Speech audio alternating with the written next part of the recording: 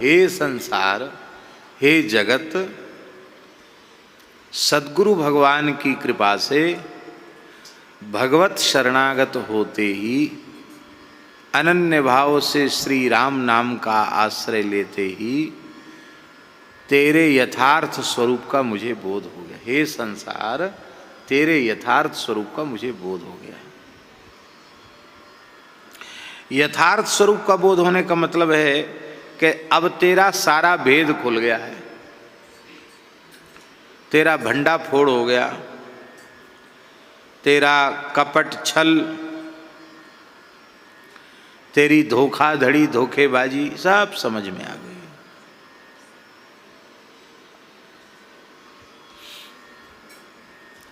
आप देखने में बहुत अच्छे लगते हैं, बहुत अच्छे लगते हैं। मान लो अच्छे नहीं हुए तो आपके बाहरी नाक नक्शा को हमने देखा, बाहरी आपके व्यवहार को, आचरण को, भक्ति को देखा, और जैसे आप दिख रहे हैं वैसे नहीं है, और हमें वो पता है नहीं, तो निश्चित हमको हानि उठानी पड़ सकती है। और आप चाहे जितना बनावटी बना आप में हो, हमें पता चल जाए कि जो कुछ है सब बनावटी बना है, तो फिर व्यक्ति सावधान हो जाएगा, फिर उसको वो कोई ठग नहीं पाएगा, उससे धोखा नहीं खाएगा। संसार से धोखा हम खाते ही इसलिए हैं कि संसार को हम समझ नहीं पाते। समझ जाएंगे धोखा नहीं मिलेगा।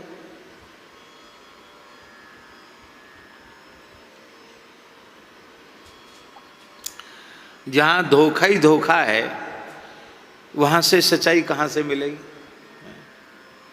जो स्वयं ही धोखा है वहां से परिणाम में मिलेगा क्या? संसार से प्रेम करोगे तो धोखा ही मिलेगा और कुछ हाथ नहीं लगेगा। बाहर का व्यवहार कैसा होता है? हमारे पूज्य गुरुदेव भक्तमाली जी महाराज के एक बड़े प्रेमी महापुरुष थे, रामायणी जी, गृहस्थ ब्राह्मण थे और अच्छे विद्वान थे। विधिवत उन्होंने पढ़ा था रामचरितमानस, संस्कृतज्ञ भी थे, गृहस्थ ब्राह्मण थे। महाराज जी कभी उस क्षेत्र में पधारते थे तो महाराज जी के दर्शन करने भी आते थे, महाराज जी को कभी कभी कुछ सुनाते भी थे। उनके जीवन की एक घटना, वो ग्वालियर गए, मध्य प्रदेश का बड़ा नगर है ग्वालियर, और वहाँ एक महीना पूरा सावन भरत चरित्र पर उनका प्रवचन हुआ। बहुत अच्छे लोग उपस्थित हुए और अच्छे विद्वान थे। बहुत सुंदर भरत चरित्र उन्होंने कहा। ब्राह्मण बेचारे गृहस्थ, कुछ दान दक्षिणा मिल गई तो उनके मन में आया कि घर में बहू बेटियां जब देखो तब शिकायत करती हैं कि हमको कोई नया आभूषण बनवा के नहीं लाते हो। चलो काम तो घर का चल ही जाता है, तो ये कुछ आ गया है, भेंट पूजा आ गई है, तो कुछ यहाँ से सोने के आभूषण बहू बेटियों के लिए ले लें, चूड़ा और नथ हो, क्या क्या जो कुछ होते हैं, कुंडल वगैरह, अंगूठी वगैरह, वो ले लें। पैसा तो खर्च हो जाएगा, आभूषण माताओं को, बहू बेटियों को खुशी होगी, प्रसन्नता होगी। इस भाव से उन्होंने थोड़ा संकोच भी रहा, भगत को किसी को नहीं बता, अकेले ही चले गए, दुकान से खरीद के ले आए। और दूसरे दिन उनको प्रस्थान करना था। कथा आज पूरी हो गई थी। सो जैसे ही बस में बैठने के लिए गए, ग्वालियर से झांसी वाली बस में बैठे, वहाँ से आगे कहीं जाना था किसी गांव में। उसी समय एक भगत जी मिले, एकदम ऐसे कि इनसे अधिक शरीफ सज्जन कोई दूसरा हो ही नहीं सकता। सुंदर सफ़ेद कुर्ता पैजामा, कोई ऐसे नहीं लग रहा था कोई चोर उचक्का ठग है, बड़ा सभ्य आदमी। बरसात का समय था, रोड पे ही लौट गया साष्टक। अरे भाई क्या कर रहे हो, तुम्हारे कपड़े खराब हो रहे हैं। अरे बोले महाराज कपड़े का क्या कमी, आपकी कृपा से धुल जाएगा, दूसरा आ जाएगा, ये चरण कहाँ मिलेंगे। रोने लगा, आंख से आंसू बह रहा है। भाई बड़ा प्रेमी, इतने दिन रहे, इतना प्रेमी तो हमको पूरे ग्वालियर में कोई नहीं मिला, तुम बहुत प्रेमी हो, कथा में तो हमने कभी देखा नहीं तुमको। अरे बोले महाराज बड़े बड़े सेठ साहूकार लोग बैठते, हम गरीब आदमी कहाँ, हम पीछे बैठते थे, माइक की व्यवस्था बहुत अच्छी थी, सुनाई पड़ता था। सच्ची बात है वो एक विध नहीं आया था, बहुत सुंदर व्यवस्था। अब तो आपको हमारे घर चलना पड़ेगा। बोले भाई देखो हमने रोडवेज की बस का टिकट करा लिया है और हम जाएंगे, हम रुक नहीं सकते, हमको जाना जरूरी है। नहीं नहीं कोई बात नहीं, दूसरी टिकट हम करवा देंगे, आप तो चलो हमारे घर। नहीं नहीं हमको जाना जरूरी, हम नहीं रुकेंगे नहीं। तो बोले अच्छा कुछ तो स्वागत सत्कार स्वीकार करो हमारी तरफ से, एकदम दिल तो मत तोड़ो हमारा, तो गन्ने का जूस पी लो। उन्हें हम कांच के गिलास में नहीं पीते। कोई बात नहीं, हम बढ़िया पीतल का गिलास आपके लिए मंगाएंगे, उसमें तो पी लेंगे। हाँ नहीं पीतल गिलास में पी लेंगे। बोले गन्ने का रस बढ़िया पवित्र होता है, पी लें। तो गन्ने की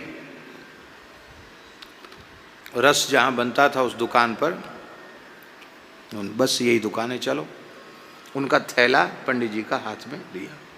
नहीं नहीं नहीं थैला, हम थैला नहीं देते, उसमें कोई ज़्यादा वजन नहीं है। बोले महाराज वजन हो च न हो, गुरु महाराज सामान लेके चले और शिष्य खाली हाथ चले, ये तो हमारे लिए ऐसी बुरी बात हो गई कि धरती फट जाए और हम समा जाएं, इतनी बुरी बात हो। ऐसा नहीं, आपको हम पे विश्वास नहीं है, हम के लेके भग जाएंगे क्या महाराज। ऐसे चरण छू ला, थैला दे दिया। इतना प्रेमी है तो क्या करेगा, भाग तो नहीं जाएगा, इतनी भीड़ में कहाँ भाग के जाएगा। कुर्सी बढ़िया कुर्सी साफ करके कुर्सी पर बिठा दिए। दुकानदार भी शायद मिला जुला होगा, बिठा दिया कुर्सी पर और बिठा करके एक बड़ा गिलास, पंजाबी गिलास जूस का दे दिया। उसमें अदरक नींबू सब पड़ा हुआ था, बढ़िया सुंदर, क्या कहना। पंडित जी पी रहे थे, रामायणी जी उन्हें सोच रहे थे कि वाह भाई बड़ा श्रद्धावान, बड़ा सुंदर गन्ने का जूस है। वो तो जूस के रस में ही रह गए और वो थैला लेके चला गया। अब इसके बाद सत्य घटना है, ये कोई दृष्टांत नहीं सुना रहे हैं। अब वो दुकानदार बोला पंडित जी पैसा लाइए, तो पैसे भी उन्होंने थैला में ही रख रखे थे, 1 रुपया भी उनकी जेब में नहीं था। सौभाग्य से रोडवेज बस का टिकट उनकी जेब में जरूर रखा था और कुछ नहीं था उनके पास।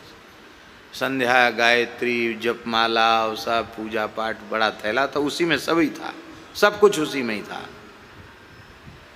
खाली शरीर पर एक वस्त्र एक कुर्ता, इतना ही रह गया और कुछ नहीं उनके पास।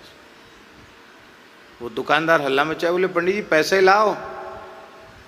तो आवाज़ लगाई, कहाँ भाई भगत कहाँ के, भगत तो कहाँ। लोग हंसने लगे उनकी स्थिति देख के। वो सब मिले उजुले लोग होते हैं, वो समझ गए कि मतलब वो ठग था और ले गया।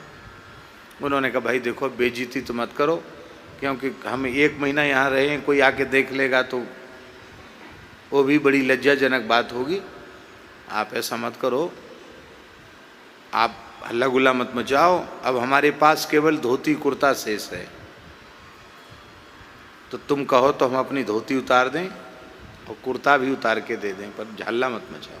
अरे कोई बात नहीं, पंडित जी ने जूस पी लिया, पी लेने दो, जाने दो पंडित, छोड़ो हटाओ। बस में बैठ गए। रात को बस ने उतारा, वहाँ से उनको दूसरी बस बदलनी थी, वो बस भी मिली नहीं, क्या हुआ, और पैसा भी नहीं था। तो पैदल चल करके वो 2-3 कोस पैदल चल के अपने गांव पहुँचे। घर वाले बहुत आशा लगा के रखे थे कि तो महीना भर की कथा बाँच के आए, पता नहीं क्या लेके आए होंगे। बोले भैया कछु लेके नहीं आए, गांठ के लत्ता पानी भी सब वहीं गंवा के चले आए। तो उन्होंने एक घटना महाराज जी को सुनाई, हंसते भी थे सुना के। बोले महाराज उसके पहले किसी की आंख में आंसू देखते तो हमको लगता था बड़ा उच्च कोटि का भगवान का भक्त है, लेकिन अब ऐसा हमारा मन हो गया है, कोई भी व्यक्ति मुझे प्रणाम करता है साष्टांग और आंख में आंसू भरता है तो हम गौर से देखते हैं कि वही व्यक्ति तो नहीं है ये।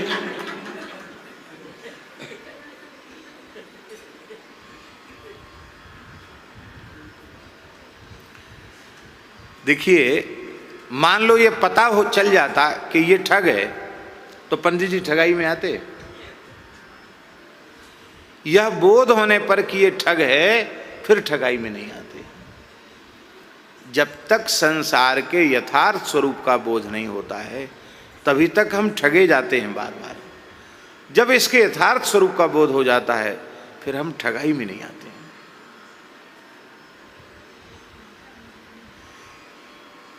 इसीलिए गोस्वामी जी कह रहे हैं कि हे संसार, अब मैंने तेरे वास्तविक स्वरूप को जान लिया है, अर्थात तेरा भेद खुल गया है, तेरा भंडाफोड़ हो गया है, तेरा छल कपट प्रकट हो गया है। अब मैं तेरे धोखे में आने वाला, अब तेरे बहकावे में आने वाला नहीं हूं। क्यों? क्योंकि प्रगट कपट आगार, प्रगट कपट आगार। यदि प्रत्यक्ष कपट का खजाना देखना हो तो संसार को देख लो। प्रत्यक्ष कपट का आगार है, आगार माने घर, कपट ही कपट है संसार में। जैसे कहते ना, क्या कहें उसको, कैसे कहें, जैसे कहते हैं ना आलू का भंडार, शीतगृह में आलू इकट्ठा किया कोल्ड स्टोर में, तो आलू भंडार, अथवा और कोई भी चीज़ हो तो उसका मतलब है कि यहाँ आलू ही आलू है, दूसरी चीज़ नहीं है। ऐसे समझ में आए कि नहीं? अनाज भंडार तो अनाज ही अनाज है, दूसरी चीज़ नहीं है। ऐसे ही कपट भंडार है तू, तेरे भीतर कपट ही कपट है, कपट को छोड़कर और कुछ भी नहीं है।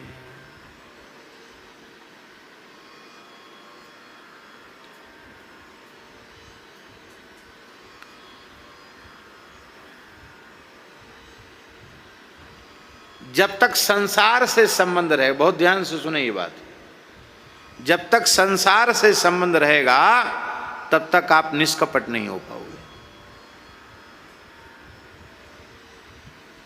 निश्चल नहीं हो पाओगे। क्योंकि जिससे संबंध आपका है उसके गुण दोष आप में जरूर आएंगे। भगवान से संबंध किसी जीव का हो जाए सुदृढ़ तो भगवत संबंध सुदृढ़ होते ही वो सर्वथा निश्चल और निष्कपट हो जाएगा। यदि हमारे में छल कपट है, बहुत ध्यान से सुने, यदि हमारे में छल कपट है तो पक्का समझ लेना कि हमारा भगवान से संबंध नहीं जुड़ा है। भगवान से संबंध तो सभी जीवों का है, लेकिन जुड़ने का अर्थ है भगवत संबंध हमने हृदय से अंगीकार नहीं किया, हमने स्वीकार नहीं किया। भगवत संबंध स्वीकार करते ही जीव निश्चल निष्कपट हो जाएगा। और जब निश्चल निष्कपट हो जाएगा तो भगवान की प्राप्ति सहजता से हो जाएगी। निर्मल मन जन सो मोहि पावा, मोहि कपट छल छिद्र न भावा, निर्मल मन जन सो मोहि पावा।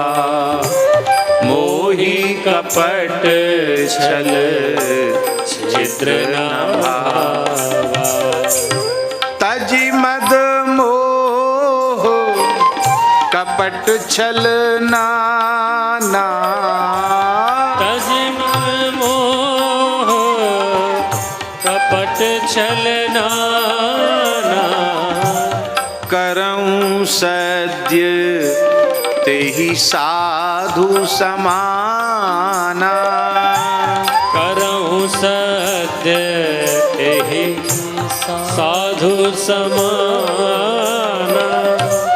करऊं सद्य तेहि साधु समाना। करऊं सद्य तेहि साधु समाना।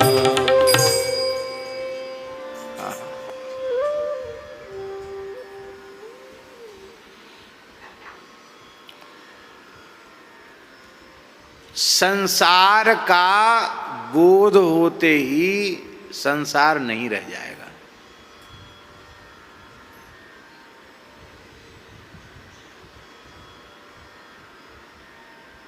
फिर से सुन लें, संसार का बोध होते ही संसार नहीं रह जाएगा। क्यों? क्योंकि संसार है ही नहीं।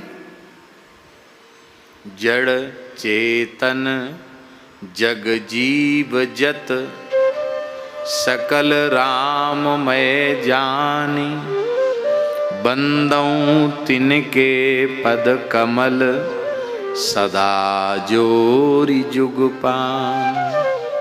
सिय राममय सब जग जानी, करहु प्रणाम जोरि जुग पानी।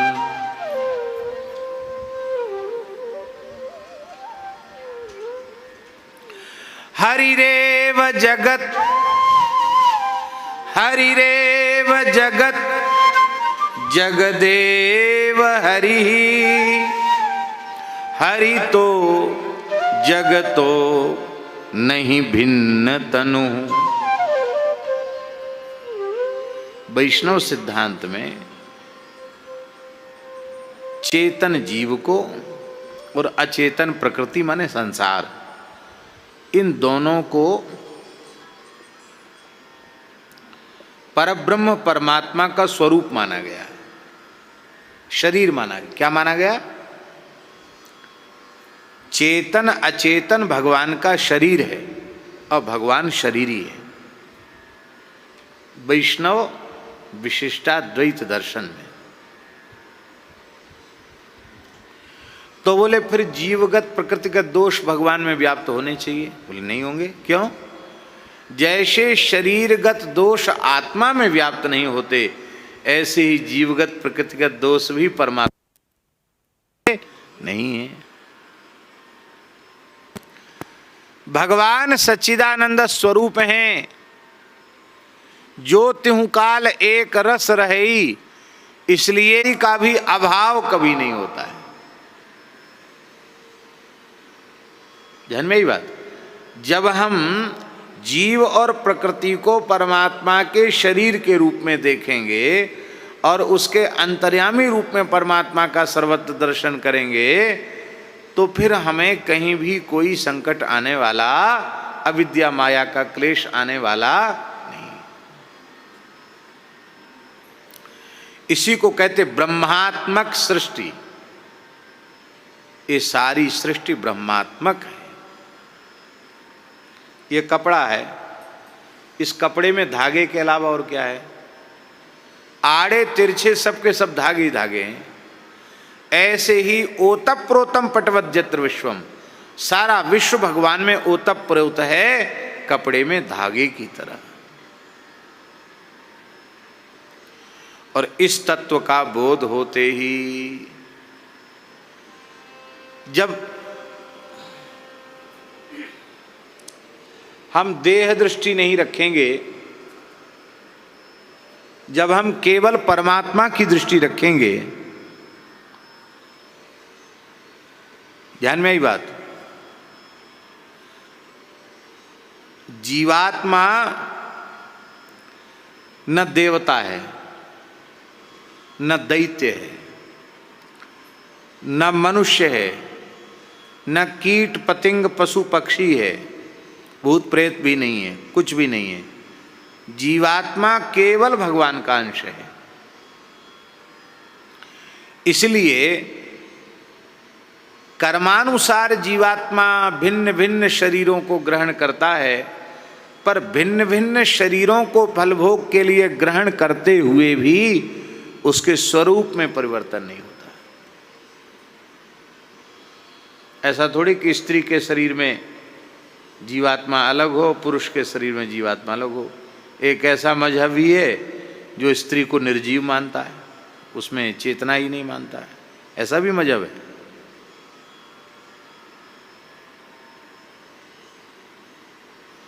वो कहते हैं कि वे केवल पुरुष में ही आत्मा होती है, रूह पुरुष में ही होती है, स्त्री अरे बोले तो जैसे खाने पीने की चीजें हैं, इसे उपभोग की सामग्री है।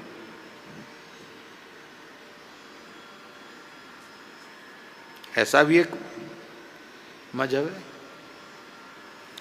लेकिन ये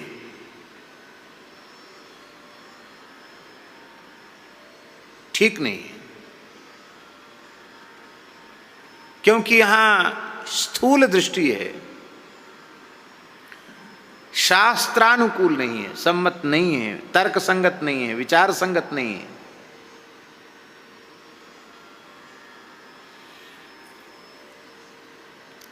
और सब में अपने अंतर्यामी श्री भगवान का दर्शन करने लग जाओ तो संसार मिट जाएगा। इसी को महाराज जी श्री आदि शंकराचार्य भगवान ने कहा, नष्टे मोहे कह परिवार। मोह नष्ट हो गया तो परिवार खत्म। मोह ही तो परिवार है, अब मोह खत्म हो गया तो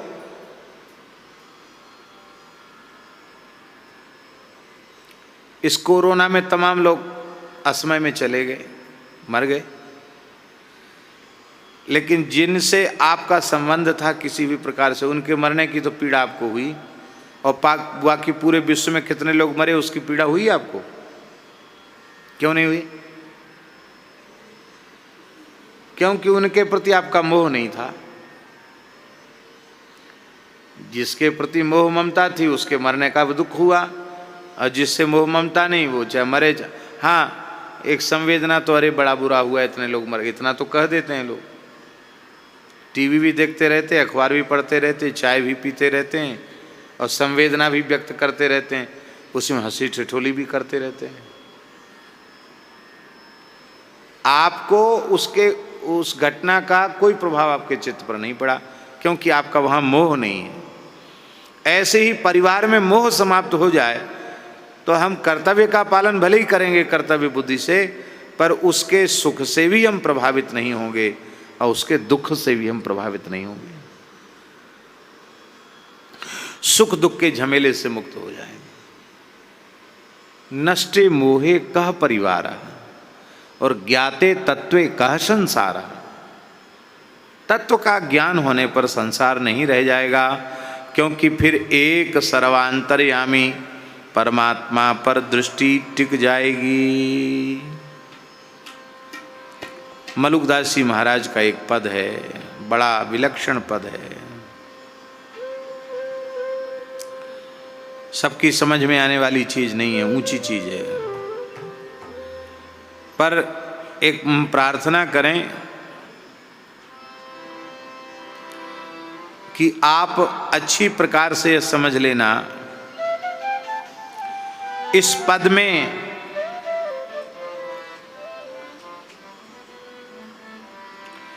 केवल एक ही बात है कि सर्वांतर्यामी श्री रघुनाथ जी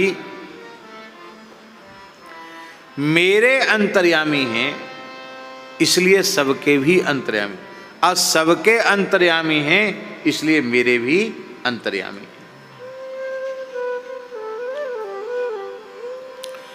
और जब श्री राम जी सबके अंतर्यामी हैं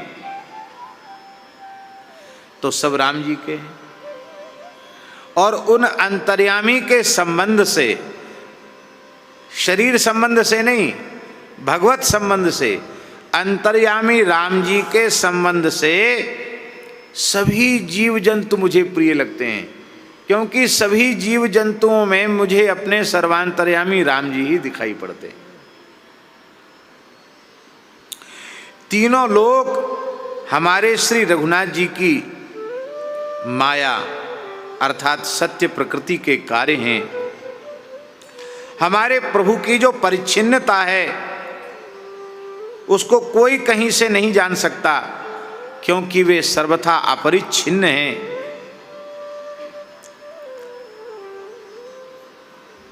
ये पवन भी हमारे प्रभु की उपजाई है, ये दिन रात भी हमारे राम जी के हैं, ये श्रेष्ठ वृक्ष कीट पतिंग इनके भी अंतर्यामी हमारे राम जी ही हैं।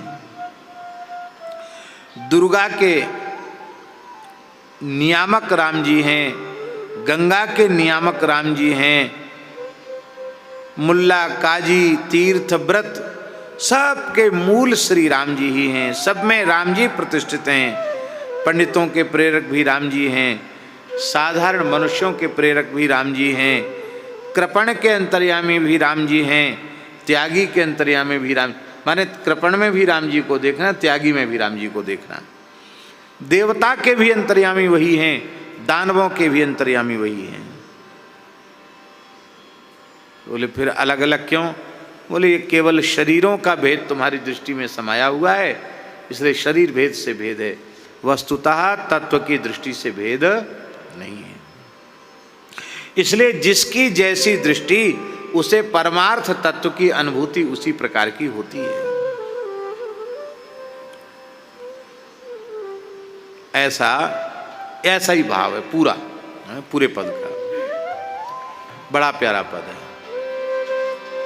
सबहिन के हम सवे हमारे, सबहिन के हम सवे हमारे।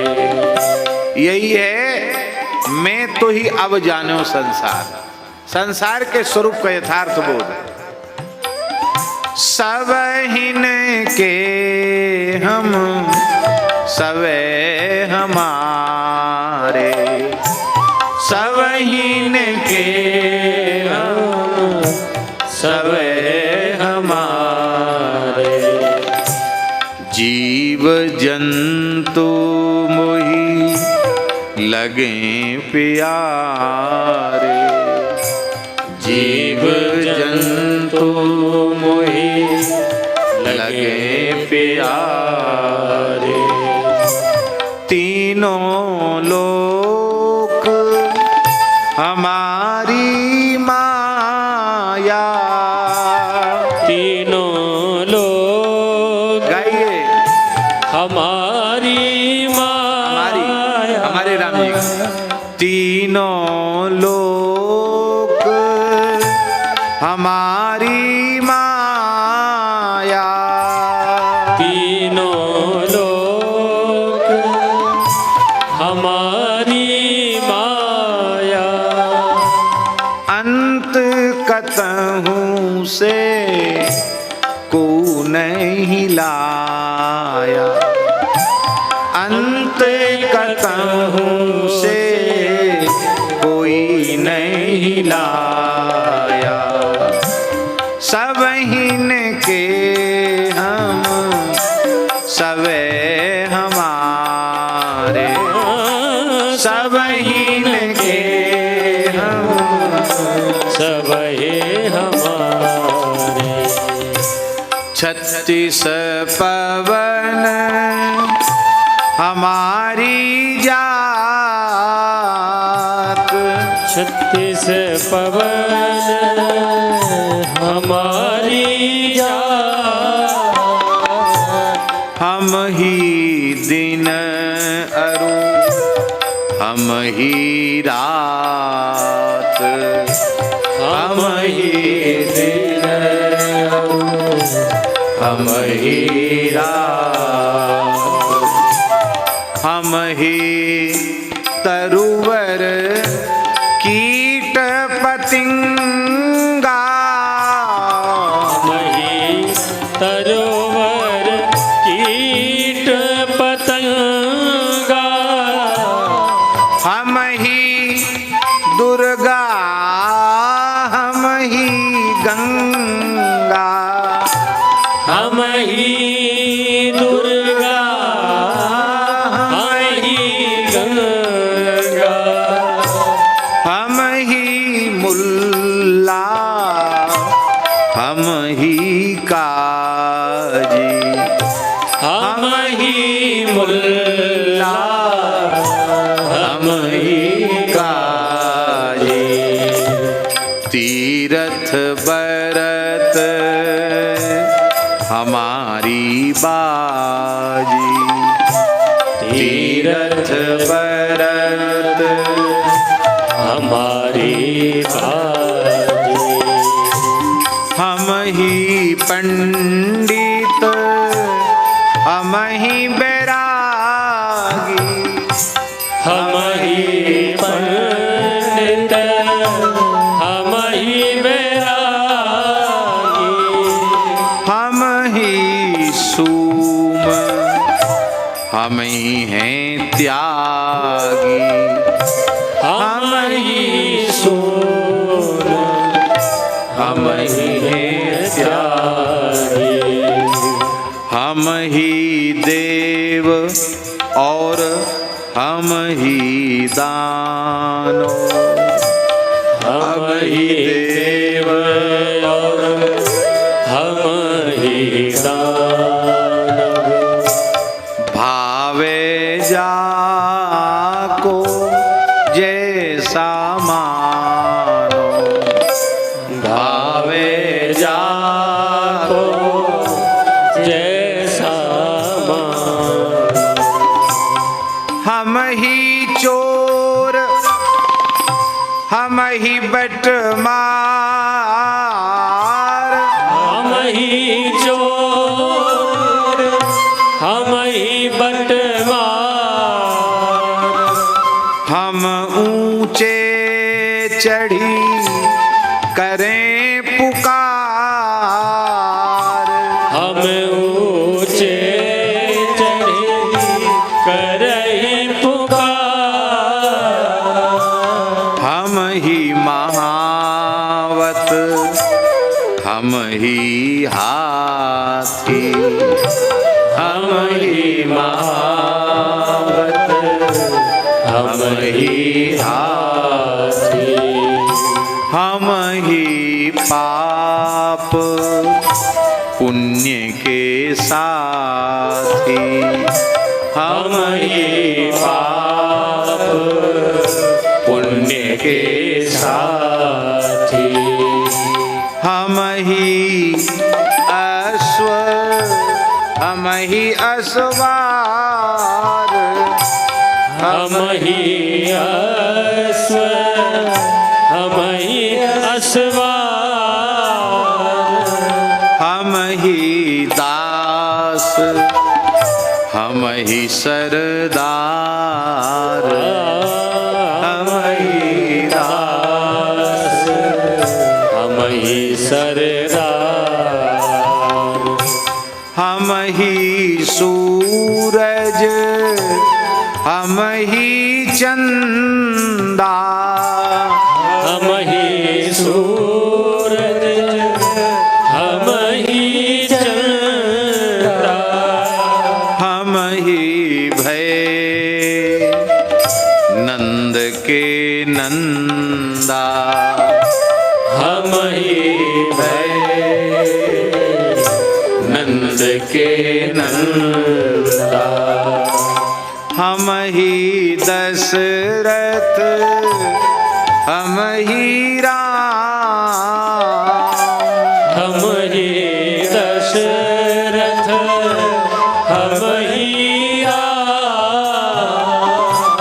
हमरे क्रोध हमारे काम, हमरे क्रोध हमारे काम, हम ही रावण, हम ही कंस, हम ही रावण, हम ही कंस, हम ही मारा अपना वंश, हम ही मारा अपना वंश।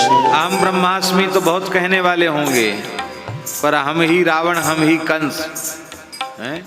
यह है सर्वथा भेद रहित अवस्था। इसका मतलब सर्व रूपों में वही हैं, उनको छोड़ के दूसरा कुछ नहीं है।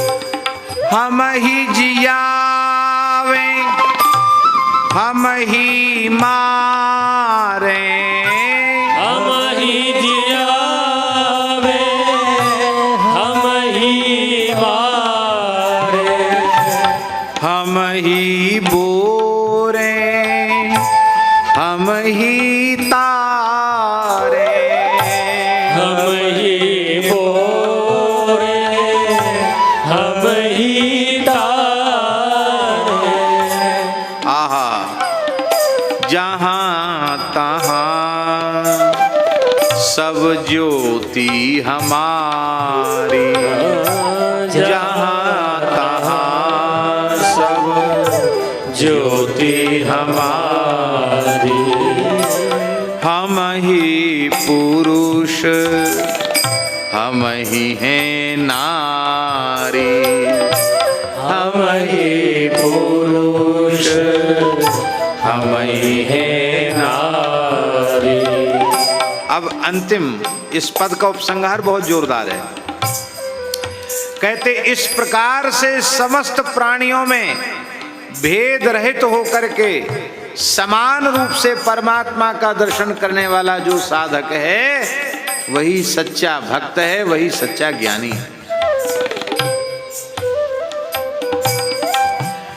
ऐसी तत्व दृष्टि जिस भाग्यशाली जीव को प्राप्त हो जाए, वासुदेव सर्वम, ये जिसको प्राप्त हो जाए, समझ में आ जाए, कहते भगवान उसकी सेवा करने आ जाएंगे, टहलुआ बन के आ जाएंगे। जो ब्रह्मा जी शंकर जी के भी उपास्य हैं, वो भी जिनकी सेवा करते हैं, वो भगवान उनके घर में झाड़ू लगाने आ जाएंगे। हाँ, ऐसी विधि कोई लो लावे, ऐसी विधि कोई लो लावे, सो अविगत सो टहल करावे, सो अविगत सो टहल करावे। अरे बोले भाई ऐसी अवस्था कैसे प्राप्त हो? ये ज्ञान की, प्रेम की, भक्ति की ऐसी सर्वोच्च कक्षा हमें कैसे मिले? इसका उपाय क्या है? उसका उपाय है सहे कुशब्द और सुमिरे नाम, सहे कुशब्द और सुमिरे कोई गाली दे दे, सहन कर दे, चाहे जितना अपमान कर दे, मन में तनिक भी फर्क नहीं होना चाहिए। ये बिल्कुल बात नहीं आना चाहिए कि इसने मेरा अपमान किया तो हम इसका बदला चुका देंगे। अरे राम राम, बदला चुकाने के चक्कर में तो इतने जन्म हो गए, अब कितना बदला चुकाओगे? किसी के साथ कोई बदला नहीं चुकाना। प्रतिशोध की भावना पुनर्जन्म के चक्र में धकेलने वाली है। भगवान की आज्ञा से, भगवान की इच्छा से, भगवान की सेवा के लिए 1000 बार में कोई संकोच नहीं। पर जैसे कर्म फल भोग के लिए हमारा जन्म हुआ है, ऐसे बार बार जन्म न हो। हम अपने जन्म में स्वयं हेतु न बने।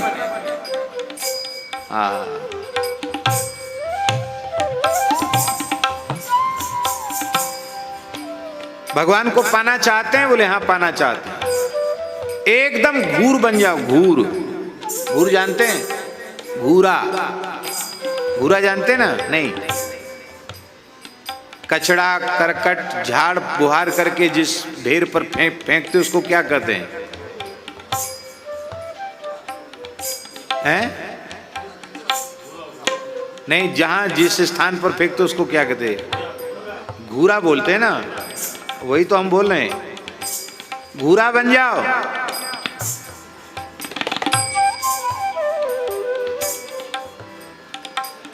पूज्य श्री परमहंस राम मंगल दास जी महाराज, गोकुल भवन वाले अयोध्या वाले परमन जी महाराज कहते थे,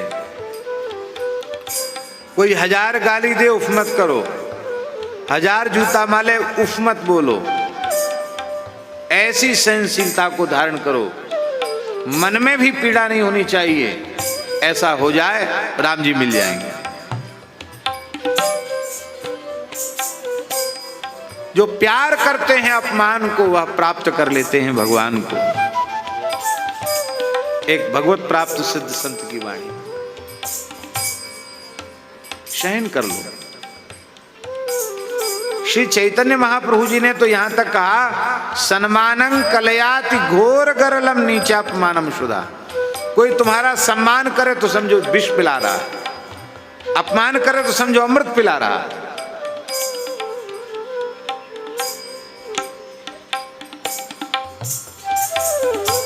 सहे कुशब्द और सुमिरे नाम, सहे कुशब्द और सुमिरे नाम।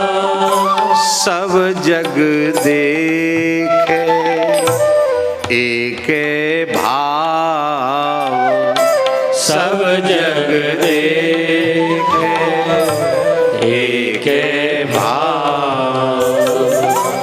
या पद का कोई करे निवेरा, या पद का कोई करे निवेरा।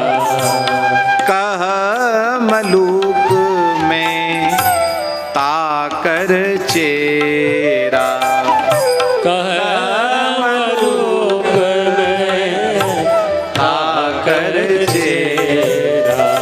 मैं उसका चेहरा हूं, गुलाम हूं, मैं उसका शिष्य हूं, वो मेरा गुरु है। जो ऐसी दृष्टि धारण कर ले, हाँ,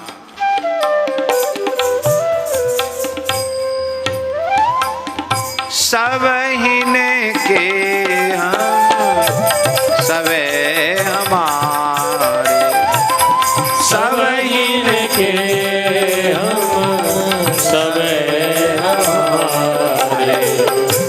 जीव जंतु मोहि लगे प्यारे, जीव जंतु मोहि लगे प्यारे।